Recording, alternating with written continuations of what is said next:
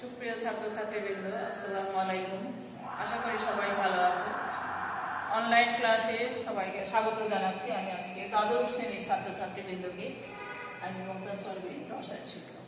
তোমাদের এর আগেও আমি তোমাদের যে মূল্যায়নের জন্য যে প্রশ্নগুলো দিয়েছিলাম সেগুলো একটু একটু করে সলভ করে দেওয়ার চেষ্টা দিয়েছি।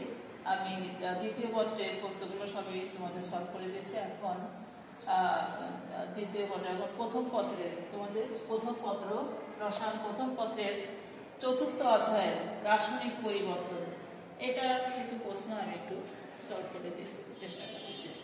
দেখো, তোমাদের একটা প্রশ্ন ছিল অ্যামোনিয়ার শিল্প উৎপাদন বিক্রিয়াটি নিম্নরূপে। অ্যামোনিয়া কি হয়? নাইট্রোজেন এবং হাইড্রোজেন মিলে অ্যামোনিয়া উৎপন্ন হয় এবং এখানে বিক্রিয়াটা ডেল্টা এস অর্থাৎ তাপের পরিবর্তনটা ঋণাত্মক হয়। আর তাপ পরিবর্তন ঋণাত্মক মানে আমরা জানি তাপ উৎপাদী বিক্রিয়া। এখন গ নম্বরের যে প্রশ্নটা ছিল যে উদ্দীপকের বিক্রিয়া কেপি নির্ণয় করতে হবে। হ্যাঁ, কেপি নির্ণয় করতে হবে। উদ্দীপকের বিক্রিয়াটা কি হচ্ছে? নাইট্রোজেন হাইড্রোজেন, নাইট্রোজেন ও gas, hydrogen gas, 1 mole nitrogen 3 mole hydrogen মিলে 2 মোল অ্যামোনিয়া উৎপন্ন করে এবং এখানে আমরা জানি অ্যামোনিয়া উৎপাদনকালে -92.38 কিলোজুল তাপ উৎপন্ন হয়।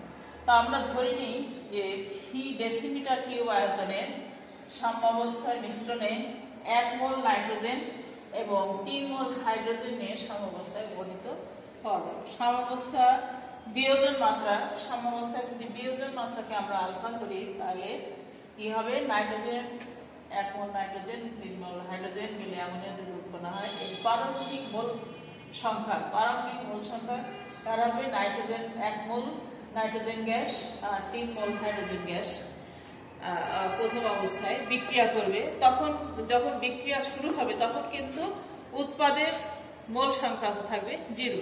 তারপর যখন সাম্যাবস্থায় উপনীত হবে তখন কি হবে? যে আলফা মোল যদি বিয়োজিত হয় 1 মোল থেকে তাহলে থাকবে কতটুকু? 1 মাইনাস আলফা। আর 3 মোল থেকে থাকবে 3 মোল, যেহেতু 3 মাইনাস 3 আলফা, 3 মাইনাস 3 আলফা। আর যখন উৎপাদক এখন হয়ে গেছে এখানে হবে টুয়াইস আলফা। তাহলে অতএব সাম্যাবস্থার মোট মোল সংখ্যা কত হচ্ছে? সাম্যাবস্থায় মোট মোল সংখ্যা দাঁড়াচ্ছে 1 minus alpha plus 3 minus 3 alpha plus twice alpha. Totally কত হলো? 4 মাইনাস টুয়াইস আলফা। এখন আমরা ধরে নেই মিশ্রণের মোট চাপ পি অ্যাটমসফিয়ার। তাহলে নাইট্রোজেনের আংশিক চাপ কত হবে? নাইট্রোজেনের আংশিক চাপ হবে কত? 1 মাইনাস নাইট্রোজেন পারমাণবিক সাম্যাবস্থায় মোট সংখ্যা কত ছিল? 1 মাইনাস আলফা। আর মোট মোল সংখ্যা হচ্ছে 4 minus twice alpha into p. ঠিক একইভাবে হাইড্রোজেনের আংশিক চাপ কত হবে? হাইড্রোজেনের সাম্যাবস্থায় এর ছিল 3 মাইনাস 3 আলফা ডিভাইডেড বাই মোট মোল সংখ্যা হচ্ছে 4 minus twice alpha into p. তেমনি ভাবেই অ্যামোনিয়ার আংশিক চাপ হবে অ্যামোনিয়ার জন্য twice alpha divided by 4 minus twice alpha into P.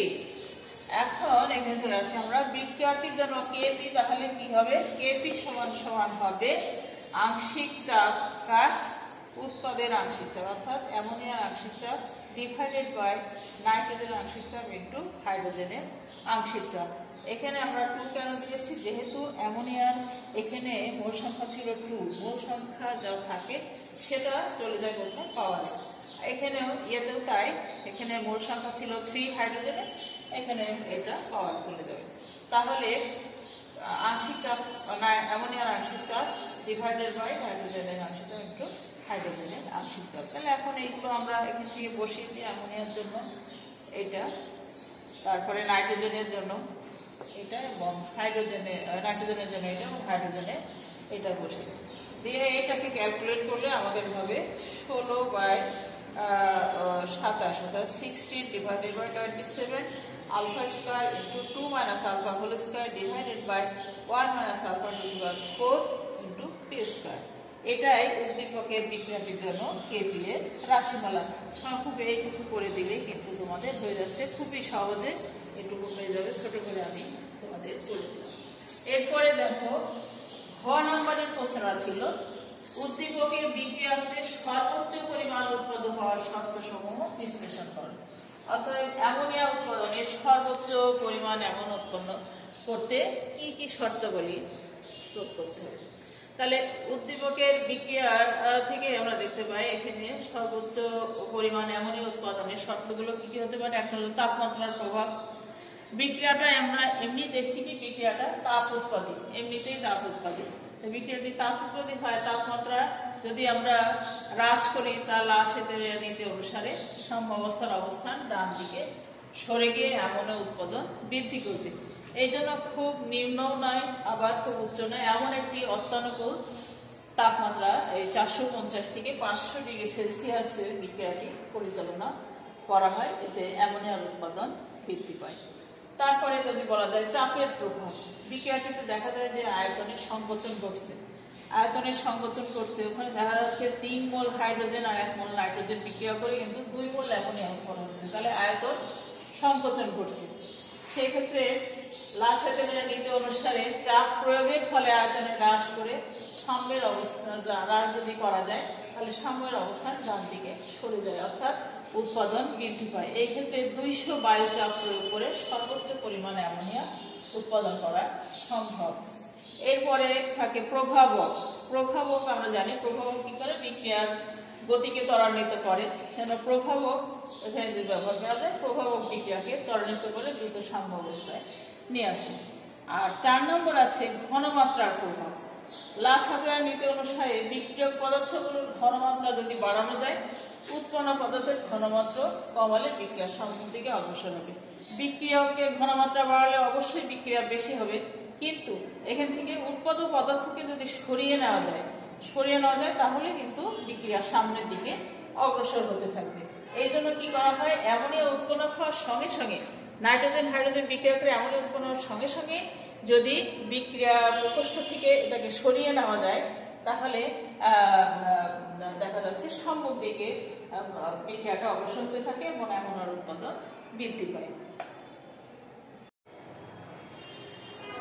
তাহলে আরেকটি প্রশ্ন আমরা দেখি, যেটা তোমাদের কঠিন লাগতে পারে। তোমাদের দেওয়া হয়েছে যে প্রশ্নটি, তার মধ্যে একটি প্রশ্ন হচ্ছে এরকম ছিল, দেখবে যে 3টি পাত্র আছে, পাত্র এ, পাত্র বি, পাত্র সি। পাত্র এ তে কি আছে, একটা অ্যাসিড আছে এইচে 25 ml এবং এর কনসেন্ট্রেশন এর ঘনমাত্রা হচ্ছে 0.1 মোলার। বি পাত্রে আছে একটা ক্ষার সোডিয়াম হাইড্রক্সাইড, এটা 15 মিলিলিটার আছে এবং এর ঘনমাত্রা হচ্ছে 0.1 মোলার।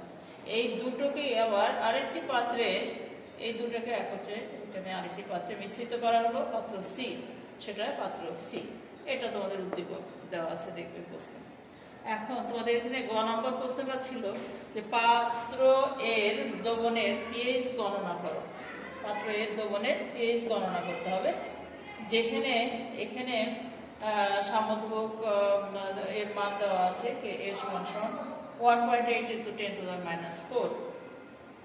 তাহলে এটা কিভাবে করতে হবে, উদ্দীপকের পাত্র এতে এটা একটা অ্যাসিড, এইচে অ্যাসিড বিদ্যমান এবং আমরা ধরে নিলাম অ্যাসিডটা একটা দুর্বল অ্যাসিড। দুর্বল অ্যাসিডগুলি কি হয়, দ্রবণে কম পরিমাণে বিয়োজিত হয়। তাহলে দুর্বল অ্যাসিডের ক্ষেত্রে অসল্টের রূপকরণ সূত্রের সাথে আমরা কি পাই, যে কে সমান আলফা স্কয়ার সি। আলফা হচ্ছে বিয়োজন মাত্রা, আমরা জানি, আগে দেখেছি, আলফা হচ্ছে বিয়োজন মাত্রা, আলফা স্কয়ার ইন্টু সি। কিন্তু এখানে আমাদের দেওয়া আছে কে দেওয়া আছে, সিও দেওয়া আছে। তাহলে আলফা সমান কি হবে, আলফা সমান এটার মান দেওয়া আছে, এটা দেওয়া আছে, তাহলে অবশ্যই আমরা আলফা বের করতে পারি। আলফা সমান হবে √k/c। এখন কে এর মান বসিয়ে দাও এখানে, 1.8 × 10⁻⁴ ডিভাইডেড বাই সি হচ্ছে 0.1। এটা সলভ করলে হয় 0.04243। আবার প্রোটনের ঘনমাত্রা অর্থাৎ হাইড্রোজেন আয়ন ঘনমাত্রা, এটা সমান হচ্ছে আলফা ইন্টু সি। তাহলে আলফা মান আমরা বের করে ফেলেছি এটা, তাহলে এটার সাথে শুধু সি অর্থাৎ 0.1 মোলার এটা গুণ করলে আসবে প্রোটনের ঘনমাত্রা, সেটা হবে 4.243 × 10⁻³ আর দ্রবণের কোন দ্রবণের পিএইচ আমরা জানি যে পিএইচ মানে হচ্ছে negative logarithm of hydrogen ion concentration. তো হাইড্রোজেন আয়নের কনসেন্ট্রেশন আমরা বের করে নিয়েছি, এখন এর নেগেটিভ লগারিদম করলে আমরা এর মান পাবো। তাহলে মাইনাস লগ, এটার মাইনাস লগ করলে এখানে আসে 2.3 2.37। তাহলে পাত্র এর দোবনের পিএইচ এর মান হবে 2.37। তাহলে কত সহজে আমরা জিনিসটা বের করতে পারবো, সবই দেওয়া আছে, শুধু এই সূত্রে ফেললে আমাদের এটা এসে যাবে, এটুকুর বাইরে আর কিছু করতে হবে না। এরপরে আসো খ নাম্বার প্রশ্নটা ছিল উদ্দীপকের সি পাত্রে সামান্য HCl হাইড্রোক্লোরিক অ্যাসিড যোগ করলে দ্রবণের পিএইচ পরিবর্তন হবে কি না, এটার কারণ সহ বিশ্লেষণ করতে বলছে। তো সি পাত্রে আমাদের কি ছিল, এ আর বি পাত্রের দ্রবণটাকে মিশ্রিত করা হয়েছিল সি পাত্রে। তাহলে উদ্দীপকের এর হচ্ছে এইচে এবং পাত্র বিতে ছিল হচ্ছে সোডিয়াম হাইড্রোক্সাইড। এই দুটো মিশ্রিত অবস্থায় এরা কি করে, বাফার দ্রবণ তৈরি করে। তাহলে এইচে প্লাস সোডিয়াম হাইড্রোক্সাইড এটা বিক্রিয়া করে হয় Na প্লাস ওয়াটার। এখানে Na ও এইচ এর দ্রবণ একটি বাফার দ্রবণ। এই বাফার দ্রবণটা আবার কিভাবে আয়নিত হয়, এইচ এ এটা আয়নিত হয় হাইড্রোজেন আয়ন। আর তাহলে এখানে এই বাফার দ্রবণটা কিভাবে আয়নিত হয়, দেখো এইচ এ অ্যাসিড এটা জলীয় দ্রবণে হাইড্রোজেন আয়ন আর এটা আংশিক বিয়োজিত হয়, কেননা এটা দুর্বল অ্যাসিড। আবার Na এটাও বিয়োজিত হয় দ্রবণে হচ্ছে সোডিয়াম আয়ন, এই আয়ন সম্পূর্ণ বিয়োজিত হয়, এটা সম্পূর্ণ বিয়োজিত হয়। এই দ্রবণে যদি সামান্য পরিমাণ হাইড্রোক্লোরিক অ্যাসিড যোগ করা হয় তাহলে কি হবে, হাইড্রোক্লোরিক অ্যাসিড যোগ করলে সেখানে একটা হাইড্রোজেন আয়ন আসবে। এই দ্রবণের হাইড্রোজেন আয়ন দ্রবণে যে এই আয়ন আছে, যে নেগেটিভ আয়ন, এই আয়নের সাথে যুক্ত হয়ে কিভাবে মৃদু তড়িৎ বিশ্লেষ্য এইচ এ তৈরি করে। তাহলে এই হাইড্রোজেন আর এটা মিলে আবার এইচ এ তৈরি করে, এইচ এ যৌগ উৎপন্ন করে। কিন্তু এইচ এ যৌগ হচ্ছে হাইড্রোজেন এইভাবে এইচ এ যৌগ উৎপন্ন করে। যেহেতু অ্যাসিডটা আমরা বলছি মৃদু তড়িৎ বিশ্লেষ্য, অ্যাসিডটি মৃদু তড়িৎ বিশ্লেষ্য, তাই এটি অতি সামান্য পরিমাণে বিয়োজিত হয় এবং বিয়োজিত হয় সেহেতু বাফার দ্রবণে প্রদত্ত অম্ল হাইড্রোজেন আয়ন দ্বারা আয়নের ঘনমাত্রা বাড়ে না। অর্থাৎ পিএইচ আয়নের ঘনমাত্রা না, হাইড্রোজেন আয়নের ঘনমাত্রা যদি না বাড়ে, হাইড্রোজেন আয়নের ঘনমাত্রা বাড়ে না, ফলে পিএইচ এর কোনো পরিবর্তন হয় না, অপরিবর্তিত থাকে।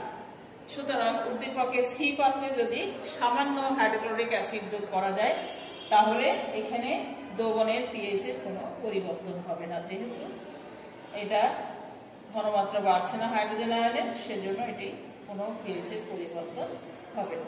এটুকুই লিখে দিলে, খুবই অল্প কথায় এতটুকু লেখা দিলে চলবে, প্রয়োজন নেই, এটুকুর জন্যই তোমরা চাকরি দেবে। তাহলে মোটামুটি তোমাদের আমি যেগুলো তোমাদের কঠিন লাগে সেগুলো আমি কিন্তু মোটামুটি সলভ করে দিলাম।